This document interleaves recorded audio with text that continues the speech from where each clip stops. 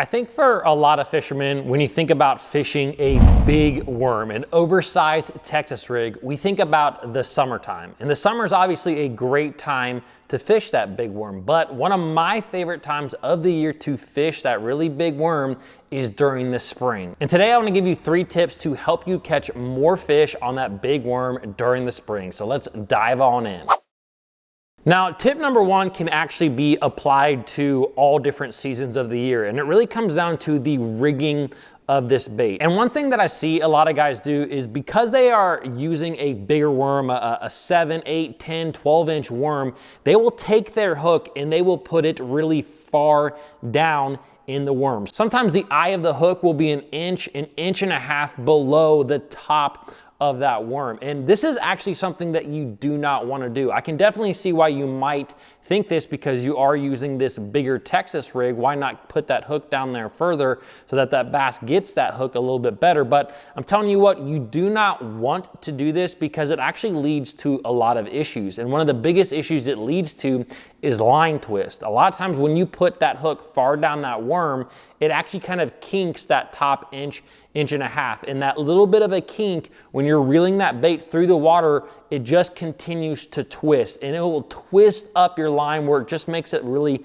hard to manage. The other thing is it's just not necessary. You don't have to put that hook far down that worm, because when a bass gets this bait, even if it's a 1.5 pound, 2 pound largemouth, they will suck in almost all of this bait. I have thrown both a Zoom Magnum trick worm and a Zumo monster worm a lot, and I've never had issues with them not getting the whole worm, because this worm will fold in half when it gets inside of their mouth, and they easily pick it up and get the whole thing. Now, the other thing that I think can help you to get more bites when it comes to rigging this bait is actually not pegging your weight. I believe this is true for all Texas rig fishing. If you don't peg your weight, I truly believe you get a few extra bites every day that you are out there fishing it. Now, you will run into situations where pegging that bait is necessary. Sometimes when I am fishing offshore brush piles that are a little bit more sticky, like they have a lot more thinner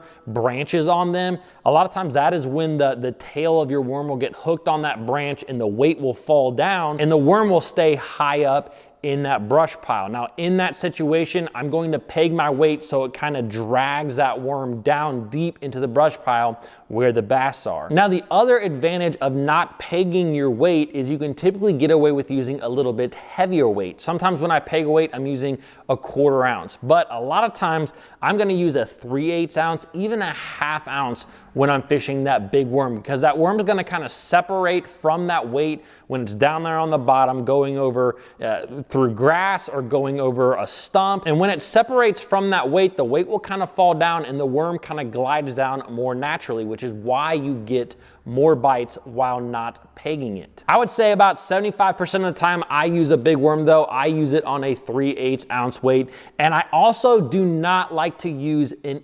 EWG style hook with these big worms, especially when you're using the Zoom Magnum trick worm. This particular worm is very thick as far as the plastic goes on it, and I've just had issues actually hooking up with fish while using an EWG style hook. So I like to use the worm style hook. The one that I really like is an Owner 5/0 hook, and I'm gonna leave a link for all the equipment that I'm talking about down below in the description. Now, to rig these worms, I'm simply going to take my hook point, go in the top of the worm about 1/4 to 3/8 of an inch. I'm gonna pop it out, pull my hook through the worm, twist it around. Then I will line up my hook with the side of the worm so I know exactly where it needs to go in. And then what I like to do is I will actually put my hook and I will bury it into the plastic of the worm, but I don't leave it there. I will actually pull it all the way through the worm and then kind of rebury it back in that worm. It kind of gives that hook a path to come out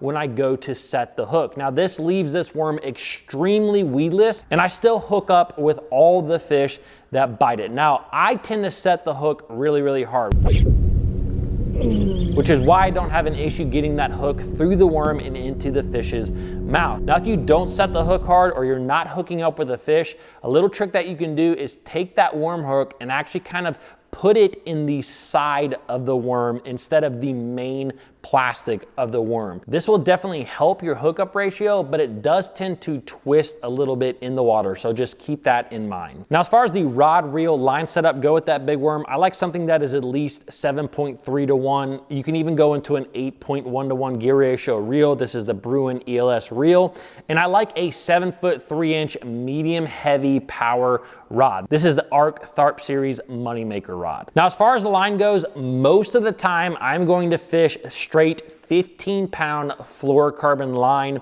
with my big worms. Now, when I am fishing a lot of grass, like if I'm fishing some milfoil or coontail edges with that big worm, even hydrilla, I actually like to use a braid to fluorocarbon setup. When you are fishing in grass, bass will pick up that worm sometimes and your line will be wrapped around a stalk of grass and they're pulling it in one direction and your line is going off in this direction. So when you go to set the hook, you really want your line to cut through that grass to be able to get a good hook set in that fish. So that is why I like to use braid, because braid will cut through that grass a lot better. Now, tip number 2 when it comes to fishing that big worm during the springtime is there can be days out there where there is a really big difference between curly tail worms and straight tail worms. Now, to me, I keep my big worm fishing pretty simple. I really like the Zoom Magnum Trick Worm, and I really like the Zoom Old Monster worms. The Old Monster has a curly tail. It has a ribbon tail on it, where the Zoom Magnum Trick Worm is just kind of that straight tail worm. During the springtime, you're dealing with a lot of weird weather conditions. You know, especially for me in Ohio, there are days when it is really cold in the spring, and there are days when it's really warm in the spring. Now, what I have seen is that in colder water temperatures, especially if you're fishing this bait like during the pre-spawn time frame, I really like the straight tail worm, that Zoom Magnum Trick Worm. Now, when I get into warmer water situations or after the spawn, that is typically when I will pick up the Zoom Old Monster that has that ribbon tail. I think that that warmer water, that ribbon tail that has a little bit of a thump to it in the water will help you to catch a few more bass. Now, with that being said, when I'm fishing in warm water, if I'm fishing in really heavily pressured bodies of water or bodies of water where I think a lot of guys are fishing big worms, that is when I tend to actually go back to the straight tail worm, because I just feel like a lot of guys are fishing ribbon tail worms.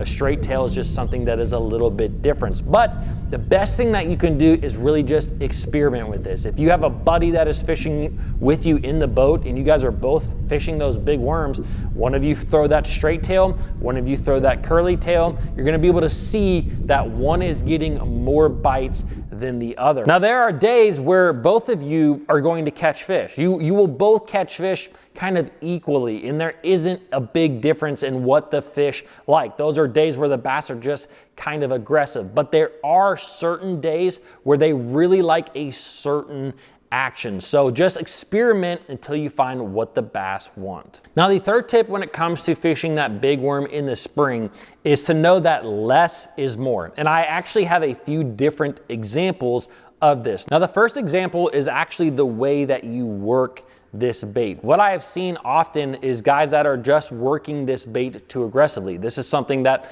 I struggled with a lot back in my early days of fishing, is I would just really work a worm really quick across the bottom, and sure, I would catch some fish, but what I have found over years and years of fishing this bait is that the worm is going to do a lot of the action. A lot of times I'm gonna cast this bait out, I'm gonna let it hit the bottom, and I'm just gonna kind of drag it across the bottom and then let it sit for a couple of seconds and just kind of drag it slowly across the bottom and let it sit. Every now and then I might kind of pop it up over a grass clump or a stump or something like that.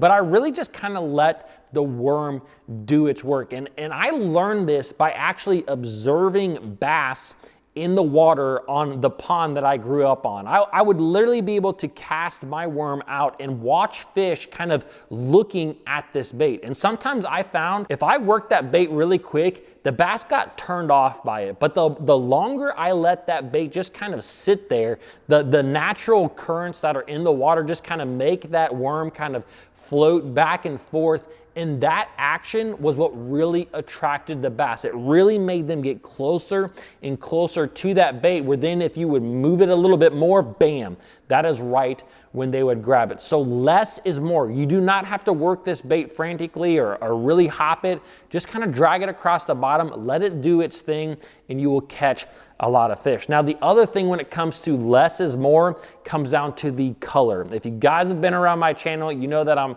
probably not the biggest fan of all the different colors out there on the market. I do think there are days where one little specific color will help you to get more bites, but for the most part, I'm big into shades. There are only 3 colors that I fish in a big worm. Just 3 colors. And the first one is going to be your typical green pumpkin. Anytime I'm fishing clear water or on sunny days, this is the bait that I pick up. Now, on the flip side, if I'm fishing in darker colored water or like tannic colored water down in Florida, or I'm fishing on really dark days, I'm just gonna go with a straight black worm. No speckles, no nothing, just straight black. Now, this actually will work during the daytime as well. And sometimes I think that straight black can be a sneaky color that just guys aren't using. It's still very natural. And so I think that you get more bites on it sometimes than you do other dark colored worms that have a lot of